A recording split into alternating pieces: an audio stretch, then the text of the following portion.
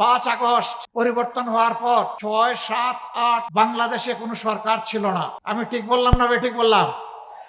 কিন্তু আলহামদুলিল্লাহ বাংলাদেশের জনগণ প্রত্যেকে জিম্মাদার হয়ে দায়িত্ব নিয়ে অপরের জান মাল এবং ইজ্জতের পাহারাদারি করেছে। ব্যাংক লুট হয় নাই, সোনার দোকান লুট হয় নাই, বিভিন্ন বিজ্ঞানাগার লুট হয় নাই, মানুষের বাড়িতে ডাকাতি হয় নাই, চুরি হয় নাই, মানুষের জীবন নিয়ে কাড়াকাড়ি করা হয় নাই।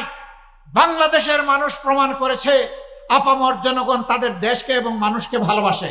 এই দায়িত্বশীল জনগণকে আমরা একটা দায়িত্বশীল সরকার উপহার দেব ইনশাআল্লাহ। এই সরকার পরিচালনা করতে গিয়ে দেশি বিদেশি কোন শক্তির লাল চক্ষুকে আমরা পাত্তাই দেব। আমাদের সরকার পরিচালনার যদি আল্লাহর ইচ্ছায় জনগণের ভালোবাসায় আমরা সেই সুযোগ পাই, সরকার পরিচালনার ভিত্তি হবে আল্লাহকে ভয় করা, প্রকাশ্যে এবং গোপনে। আল্লাহকে যারা ভয় করবে, জনগণের সমস্ত আমানত তাদের কাছে নিরাপদ।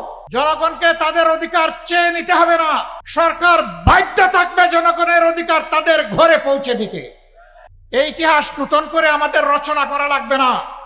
এটি আমাদের গর্বিত ইতিহাস, এটি আমাদের মদিনা কেন্দ্রিক শাসনের ইতিহাস। আমরা দল ধর্ম নির্বিশেষে সকল মানুষের জন্য সেই ইতিহাস রচনা করতে চাই। আমাদেরকে কর্নার সকল মানুষের জন্য সেই ইতিহাস রচনা করতে চাই। অন্য ধর্মের লোকেরা তাদের হাতে নিরাপদ হবেন না।